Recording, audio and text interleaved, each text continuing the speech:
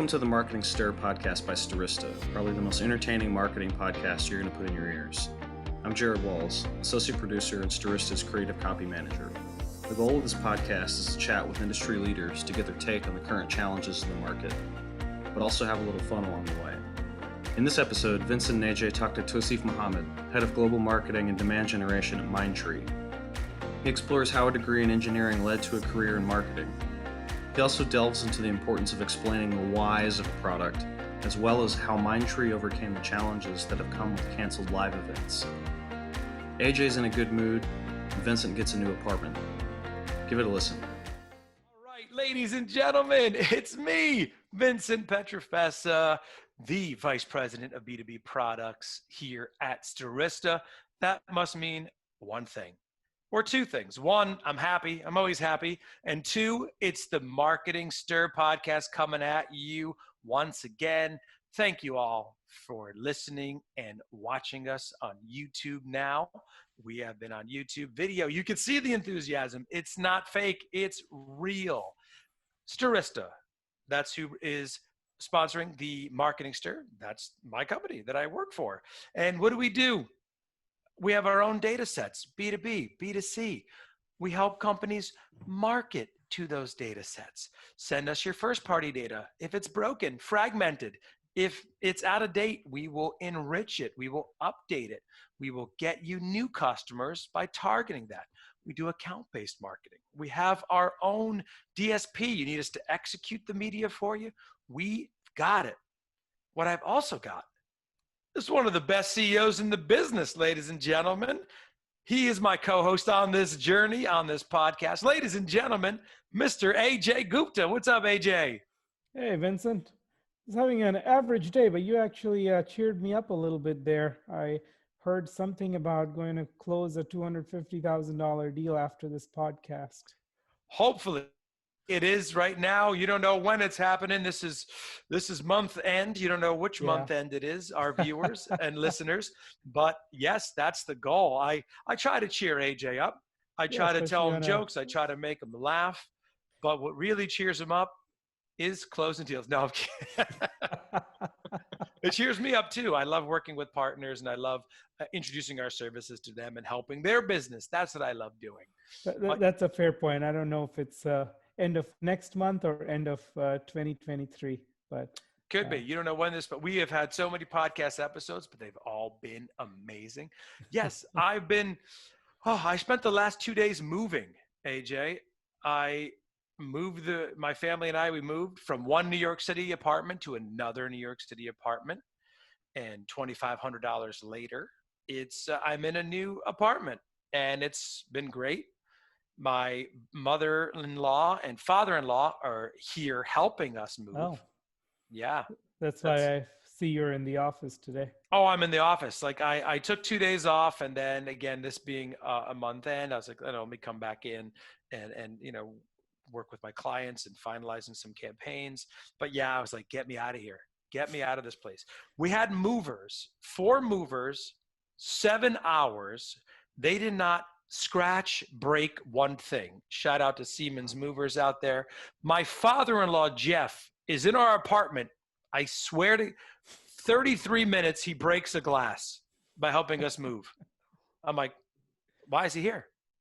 Why is he here? I hope he doesn't listen to the podcast. Well, I think if he did, you wouldn't be married by now. I wouldn't be married. Oh yeah, if he listened to my comedy, if he listened to my, forget it, But let's focus on the good. And we've got good. We've got great with us today, AJ. We've got great. I cannot wait to hear from this gentleman.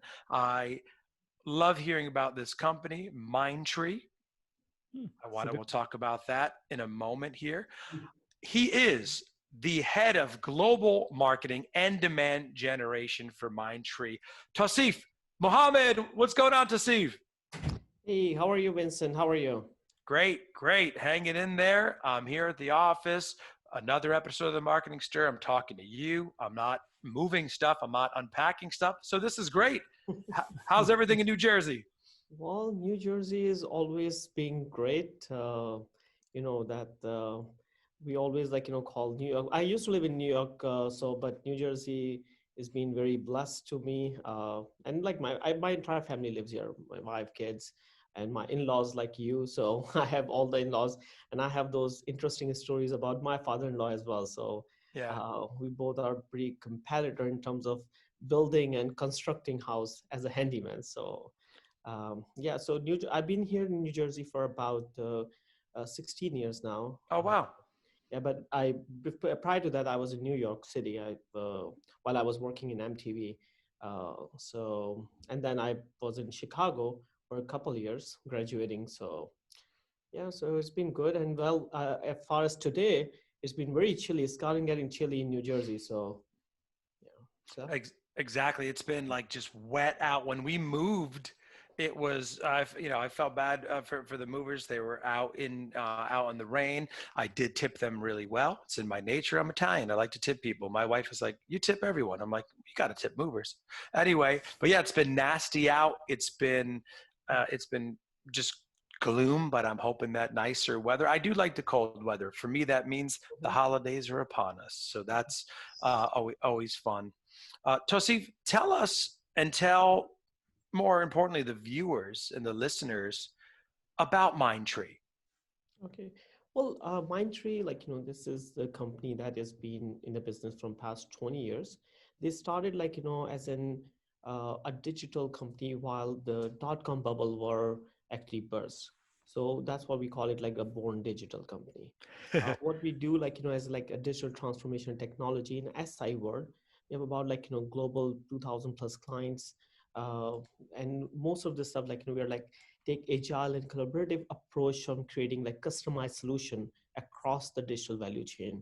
Like our expertise like in infrastructure, application management, turn it into like a strategic asset where like you need to run your business more efficiently or accelerate revenue growth. Like Mindtree can be there. So how like that we deal with our data for core areas that we work, our value proposition, customer experience, data, enterprise IT, and cloud. So those are the four. And then we have different verticals that we work with: BFSI, retail, CPG, TTH, on the vertical side. So we have about 22,000 Mindtree minds, we call it, offices across the globe. Wow. So that's about the Mindtree. Mm. And Tauseef, tell us about your role specifically. Obviously, people know marketing, but demand generation, right? That's one of those cool titles Mhm. that let's say 16 years ago, prior to you moving to New Jersey, d- demand generation didn't really exist, right? That's T- true. Tell me about what you're doing in that area specifically for Mindtree. So that's a like very interesting question, and you're right. Like demand generation. Before it was like call it like that how you can make thing visible. That's how I call it. What I do in Mindtree, like I lead the global marketing and two specific areas. Like as I mentioned, the horizontal of Mindtree was the customer experience, digital, data, cloud. So that's like I lead all those four areas. And then in verticals I have the BFSI vertical that I lead, where like we look at all different aspects of like global and US. And in terms of the demand generation, like for me, it's not just like creating leads over leads and creating the funnel and opportunity funnel. That comes like what I see as a byproduct. What how I see a demand generation is you can answer the whys of your product, whys of the problems out there. If you be able to translate those whys into the market with your solutions, with your offerings, with your expertise, this is where like you can create a buzz around your prospects, your buying committee, your audience, and that's what create the demand. So it's like not just like that getting a lead gen or like anything. I would say like it's just more like that how you can answer those whys in the market. And Tasif, what does the marketing team and marketing org look like at Mindtree? Well, we have our team is across the globe. Our head of marketing sits in UK in terms of the CMO, and we have operation side of the team in India. We have field marketers here in US, in California. So it's like it's scattered around. But again, as I say, like the where is needed, like if we have the vertical, which is like very much penetrated in Europe, with TTH vertical or the CPG vertical, so we have a core group of marketing there. In US, like we're primarily focused on the BFSI vertical or TTH, so we are there. So it's scattered around. We are about almost like 30 plus team of marketing folks. Gotcha. And has the pandemic forced you to change some of your strategies and how you go about marketing and doing demand generation? Absolutely. It's actually created like a 360 change in the marketing, because as like, SI industry, it's not like, that you can just ask someone or like, send the white paper and they can just like, write you a $30 million check. We got it. It's a very long buying cycle that we see. Our primary marketing, or I would say like, the most of the marketing effort prior to COVID was like going into the events, those roundtables, those events like that we participate or like we sponsor those or like co-host or host those events. Now like when the entire thing is completely shut off, now we need to recreate all those things. One of our practices is Salesforce. We are a very major practice of Salesforce, and then if you can imagine Salesforce practice, and then the Dreamforce, if we are not there, we are always being like the platinum sponsor there, and we are, if we are not there, then it means our entire sales pipeline like get vanished. So how you can, we recreated the entire strategy, and we saw the opportunity that how we can connect with folks better. So few of the stuff like, that we started, we were running inside sales team, or like, in terms of top of the funnel. And we noticed like, some new trends in the beginning of March and April, that when people were home, they will be able to connect us better via phone. So that's like, something that interesting. But on the other side, like now it's a webinar fatigue going on, like, everyone is doing webinar, but we started in March, well, like, with like a very sweet spot of like, workplace of the future. And which was like, very broadly received, and people like consume that content because we brought industry experts on different domain, some analysts and like see, and then from that points on, we saw like, that how we can create those 360 way of creating demand and like, going after with our products. So if in terms of cloud, so we create a cloud series, thought leadership series, the CX customer experience series, some other like, vertical series, where we are not talking about selling the product. We were not talking about how like, that we are good. We were talking about like, how this transformation is right now is not just like, that you can just hold on to it, but it's like you have to do it. And the like, where we were looking at now, if you just heard 2 days ago, the Microsoft announced $13 billion profit in Q3, the quarter. And then the word that he uses, if any company is not going to be digitalized or being into digital transformation phase, then they will not be considered as in like, innovative company. So it's like right now the time. So we saw this opportunity, people were going to move in cloud, all those different vertical, and we create those like, thought leadership space, and like, creating those white papers. We call it like, help and grow. So we created the entire website or per se microsite for that. And we start putting together those help and grow per vertical, per segments, per persona, and start like, targeting those folks like, who wanted to consume those content. So that's like, in a very 30,000 feet, like, view. But again, there's a lot of logistic behind it, like, how we do it. But that's like, how we overcome those COVID challenges. And as far as not attending conferences anymore, as you know, Starista used to do all the time. We used to sponsor, just like you mentioned with Mindtree. Have you dabbled in the virtual events as far as going to sponsoring them? I know you've been creating, or has it really been focused, Tauseef, on creating your own content series, thought leadership?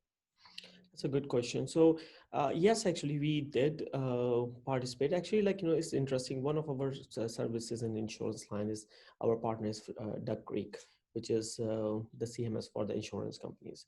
And we there's a very big event, which is like, very big for us, called Formation. It didn't happen and it went virtual. So what we did, actually, we work with their core marketing group and see like, how we can make sure that the entire year cannot just go in vain. how we can make this happen. And we work very closely with them to create this virtual platform, and which is that idea between brainstorming. And so we did participated in some of the virtual event.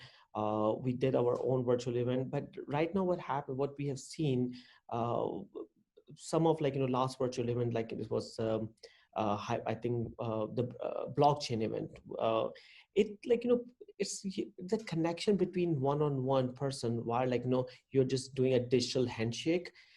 It's like I didn't feel that we got something better out of it.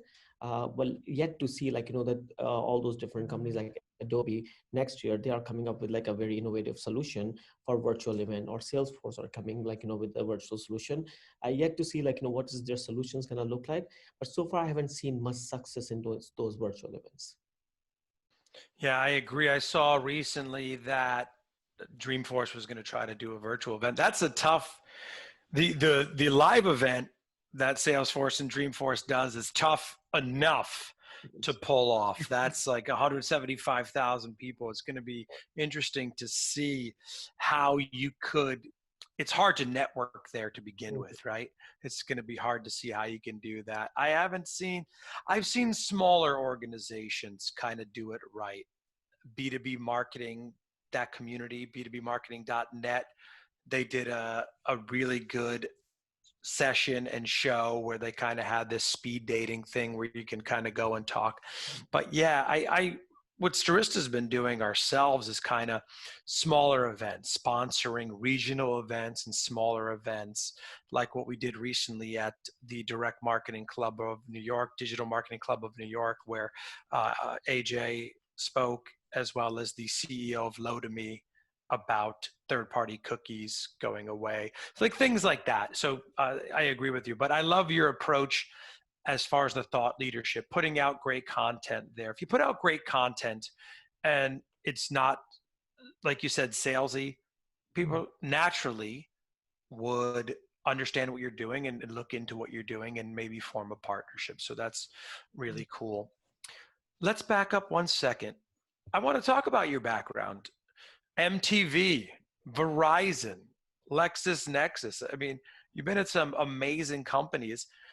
Have you always been involved in marketing, Tauseef? And how did you get into marketing? Okay, that's always a very good question, and I'm gonna give you a very interesting fact about myself. Actually, I have done a graduation in engineering, so I'm an engineering major, and so post my engineering, I had to see what's next. I was thinking of doing MS, or do MBA. So I think at that time it was timely, so I just went for the MBA. But 2000, after this 9/11 thing, the job market was struggling. So I found out one job in MTV in a network, like IT networking side of it. And it was the very first week of my job. One of the sales director of sales and marketing there in one division, he was struggling with computer. I'm talking about 2004, 2005, because that time the digital was evolving. There was no social media. Even there was no smartphone at that time. The best phone came out was a Motorola Razr, at that time.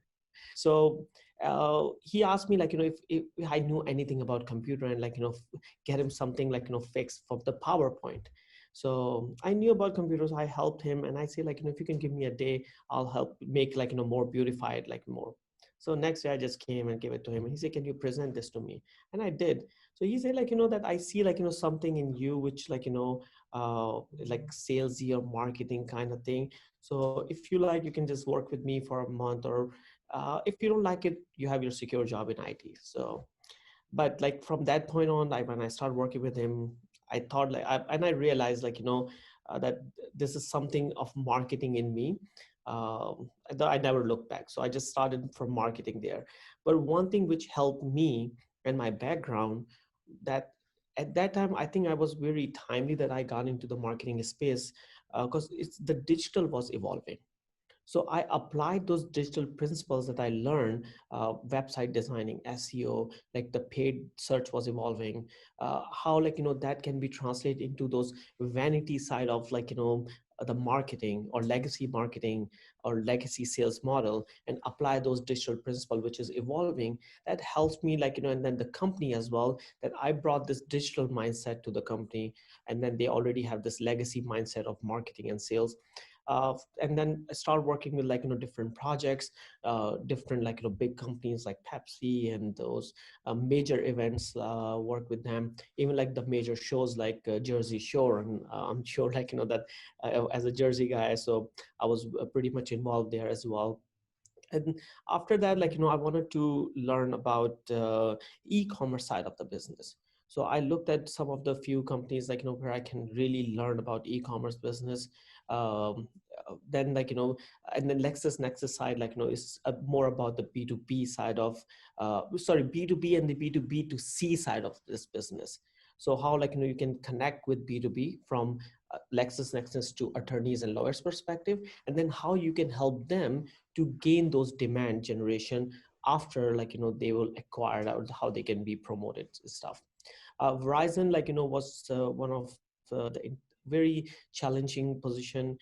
2013, Verizon was going through a major transformation, in terms of how they can create more digitalized transactions rather the brick and mortar.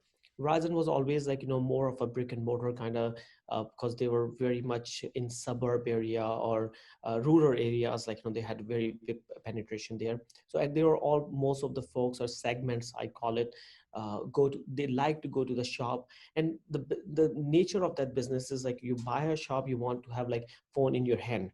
And majority of that segment is the people who doesn't know the smartphone business, like who doesn't know how the smartphone works. So the idea of that, they hired me, and I need to build a team to do this entire digital transformation and omni-channel strategy, where how we can create the 3% of digital transaction to 30% digital transaction, what tools and technology that we need, how we can be better positioned in the market, how we can create a segment-based model to make sure like, that we don't touch or we don't disturb our current pool of the customer, but like how slowly we can migrate them to in a digitalized manner. Plus like, whatever the acquisitions that happening top of the funnel, how we can bring them through digital channels that like, optimize the cost, bottom line, EBITDA, like all those things like, impacted with those digital things. So that's how like, I created work with amazing team, amazing like, different SIs like McKinsey, BCGs like of the world, like, work with them. And then like, I started like in this side of the aisle, like, completely SI. So Mindtree, like, was my first SI business, where I get to learn a completely different aspect of uh, customers, different aspects of marketing, different aspects of demand gen, where you don't see like, that uh, in Verizon, like, this buying cycle is very short, like, you can just get the thing. But here, like, you need to make sure that how you can create those funnel based marketing approach, where and the customer journey that you need to look at, where they are in the funnel from the awareness to consideration to decision stages, and how you can properly like, work back with your sales team, your practice team, to define those wow moment, or like, like, you can say like aha moment, like, for them, and work them on the bottom of the funnel to push the last mile kind of thing. So that's my journey so far. So Very, very interesting, Tausif. What we have found on our podcast is there are very few people that have studied marketing that have gotten into marketing. A lot of people come from different sectors. Well, although now they are teaching marketing in college as a kind of a major, and a lot of people are doing it. So maybe 10 years from now, the future will look different, and it'll be like doctors who study to be doctors, but marketers tend to be more accidental. yeah, actually, I very interestingly, I was just listening to a podcast from the Tesla guy. Ah, Tesla guy. He actually said a very interesting thing. Like nowadays, the education, if anyone wants to go to college, they're only going for fun, or they have money to kill, because everything is online and is free. So if people are spending wanted to go to college and spend summers at home, and so they are not learning.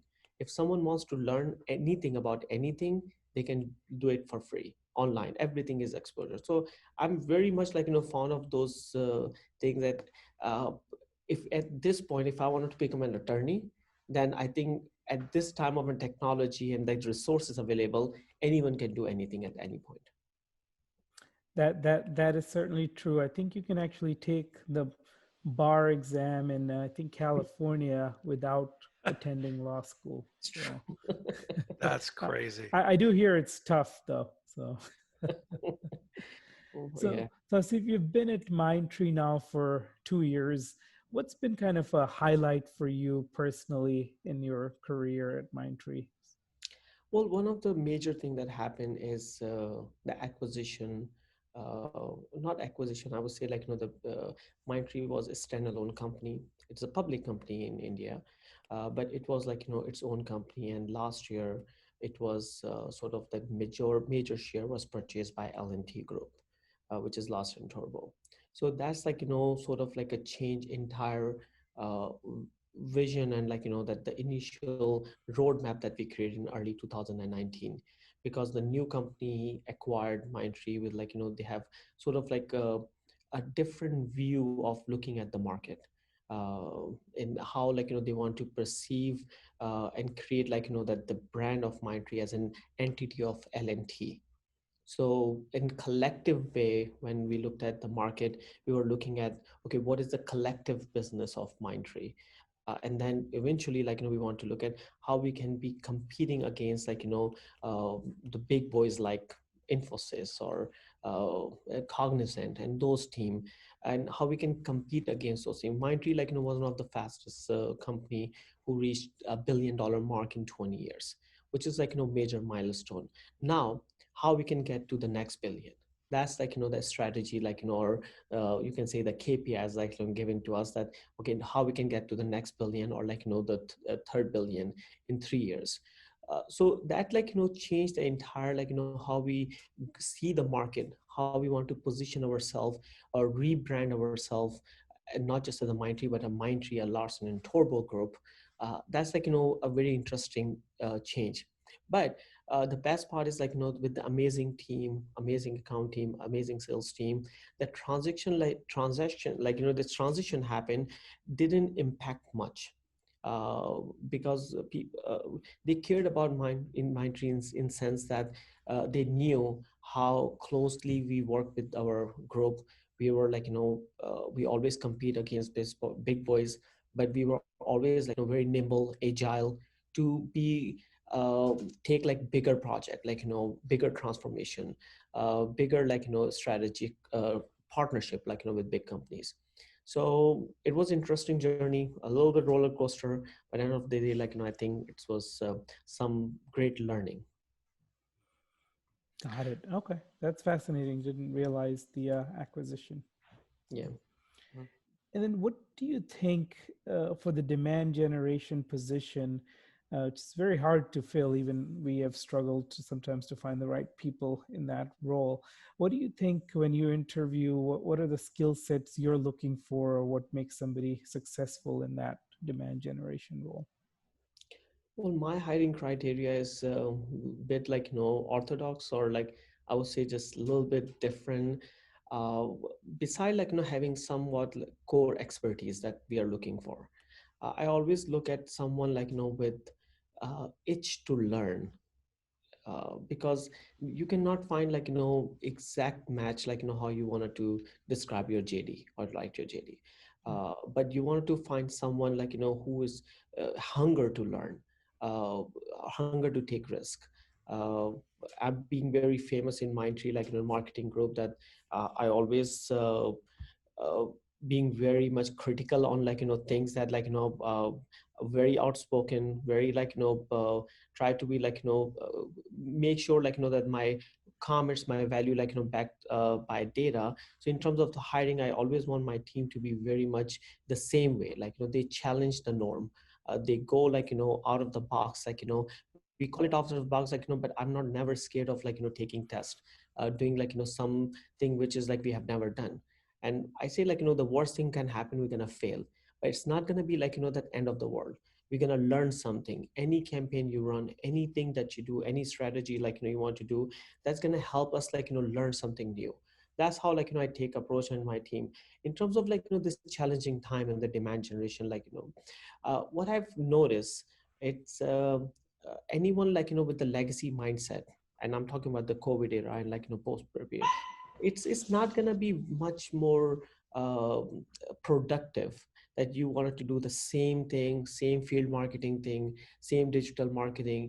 It has to be something like, which you can bring on a table in a different way. And it's a very good example. Like, we use like, if you use any intent based targeting to create an ABM strategy, and now you guys are expert, like, I'm sure you mentioned like, you have your own DMP, or like, you work on the database. The persona has been completely changed. If I'm targeting some persona via this intent based targeting, so for example, I'm working from home most of the time, so I have one IP that someone was targeting me. So my daughter, like, she's trying to learn how to make a Play-Doh. My son, like, he wants to be like, Superman. My wife, like, wants to get some new recipe. So imagine like, the entire intent base is all over the place. So now you need to understand your target audience, where you are targeting. That's like, so I had a few meetings, like, or like I tried to understand what Bambora is doing, what Clearbit is doing, like, what those like, data society, like, are trying to overcome those challenges. Because now IP mapping, or like, IP targeting, or cache targeting, or intent targeting, it's like, need to be revived, because it's not being very much targeted, or per se, like, that how you can just understand someone like a B2B customer, like, that we target. If we think like, we are targeting an account, we need to understand their own journey. Me as a B2B, like, buyer, I'm like, looking at all those solutions, marketing solutions, database in my, like, from 9 to 12, lunch hour, I'm start shopping on Amazon, become a B2C buyer. That kind of mindset, like, if some marketer, like, understand to create their own demand generation, to create an ABM strategy, that help them, like, to use the exact same way of thinking how your buying committee is thinking. And that's how, like, I see, like, that the things aren't changing. And again, there's a lot of challenges, like, from a data perspective, but that's what, like, I think most of the companies are struggling, and hopefully, like, that will change maybe in a few months or so. Tauseef, could you talk to us about how you feel like all of your previous experiences play into each other as far as like your marketing tactics? Did you learn something each time at one that helped you fuel your tactics at another? Absolutely. I start, like, again, from my MTV era, when we were actually trying to make people understand that digital is, like, at that time, the understanding for the customer is like, simple. You got to have a website, because they didn't even, like, care about, like, if you have a website. So, but now, when we are talking to customer, we, like, if I'm matching those two, you got to tell those folks, like, sitting on top of the seat, that digital transformation is not something like, you can hold on to it. You have to do it. You have to adopt a cloud. Challenges comes, like, with the cloud adoption, like, with the legacy like, CRMs or legacy systems they have, like, how to transform. But saying that, like, it's the same thing in Ryzen. Like, we were looking at the segmentation. We had 124 million, like, customer, and then each line has, like, three lines. So we were looking at big segment. So how we create different 12 segments of people, like, with money, people without money, businesses, like, all different type of segments. That segment based strategy helped me, like, understand that even though if I apply those principles, like, here in current job, you have BFSI, you have CPG, you have retail. Within BFSI, you have banking, you have finance, you have insurance, you have asset management. Within insurance, you have property and casualty, you have life and annuity, you have different sort of, like, sub segment, subgroup. each one has different challenges. Each one, so when you work on 124 million accounts and segmentation in one company, that helps you. Like now, this looks like, that when I'm talking about BFSI itself, has like segments and sub segments and micro segments, it doesn't look big to me because have done bigger thing. That helped me understand how we can go to market even with our offerings, our products, our solutions, and reach to the right folks. I like it. And is there something coming out in 2021, a service, anything that you'd love to talk about that's exciting for 2021 at Mindtree?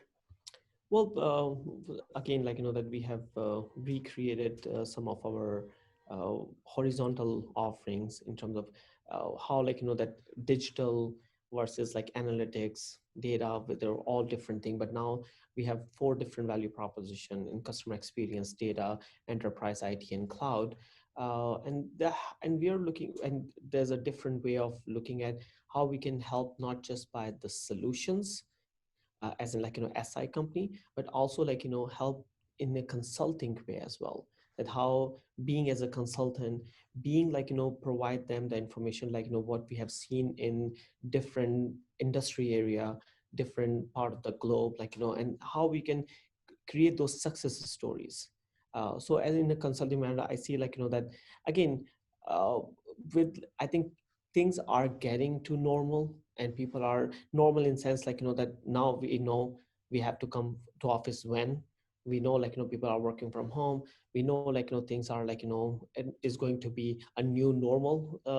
So we have to live with it. But how we can create those virtualized way of connecting those folks, that's what I think is going to be exciting for next year. And then one staple question we like to ask, Tauseef, to all our guests is, I'm sure with your title, you get a lot of junk emails and LinkedIn messages. So what is something that gets your attention on LinkedIn, and what's something that really annoys you when people send it to you? Okay, I'm sure that's a very right question. And yes, I do get a lot of emails, a lot of LinkedIn requests. Sometimes they are so funny that it's I cannot resist to open those subject line, those funny ones that how about a beer to get you drunk, those kind of funny stuff. But see I always this is something I normally don't ignore emails. If I have time especially over the weekends, I go through if someone send me some white papers, if someone calls me, I always ask them please do share that your value proposition, what you can do, rather and if come to the point where we are trying to engage with any of the agencies or services or anyone. I make sure one thing that give them an opportunity to make sure they understand one part, that I'm not looking for a vendor. I'm not. There are thousands of vendors. If your solution is good, I wanted to make you a partner.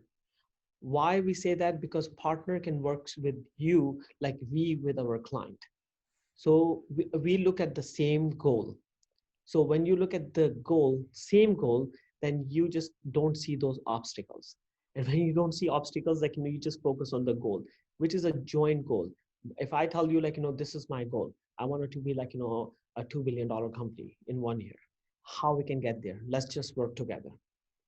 So this is I'm going back to an initial thing, what I said, that when you start working or answering those whys of the problem, and that's what I look for any partner or agency or vendor that I look for, can they answer my whys? So that's how I deal with those emails and junks.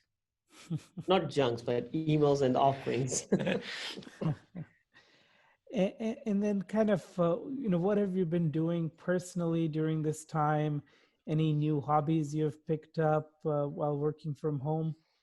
Well, I picked up weight. That's what I did. Lifting weights? No, actual weight, right? Yeah. Actual weight, yeah. But actually, I do a lot of woodworking. Cool. Like woodworking in terms of like I build shed and pergola. This year, like my plan was to just build a pergola. So I had a pool, so I had to get rid of the pool, like flatten the land, and so I couldn't be able to finish everything, but hopefully next summer. So that's That's how I like awesome. keep Pretty good. myself busy on the weekends. That is awesome. Yeah. See, and I bet you build that pergola better than your father-in-law does. Oh, well, he even if I like do like pitch perfect pergola, there will always flaws in there. So Oh, I know. See, it doesn't matter who father-in-laws, they're universal. I know. I'm after work today, I'll have to go home and see my father-in-law, and I'm sure I do something that I'm not that handy. So thank goodness, because he thinks he's handy, and it would be just a whole conversation. But that's awesome to see. Look, this is the podcast. That's it. We made it. You did it. It flowed so quickly. You did an awesome job. We loved having you here. We loved learning about Mindtree. Digital transformation is very important. A lot of companies, if they haven't done it in the past, because of the circumstances out there now, Mhm. are doing it. So we'd love for people to just go to mindtree.com, look up Tauseef on LinkedIn, reach out to him, but again, come up with a clever joke in the subject line, as you mentioned there, but really add some value to his business. And this has been great, ladies and gentlemen. The Global Marketing Director and Demand Generation, Mindtree, Tauseef Muhammad. I'm Vincent. That's AJ. This has been another episode of the Marketing Stir. We love you. Thank you so much, and we'll see you soon. Thanks for listening to the Marketing Stir podcast by Stirista. Please like, rate, and subscribe. If you're interested in being a guest on the podcast, email us at themarketingstir@stirista.com. And thanks for listening.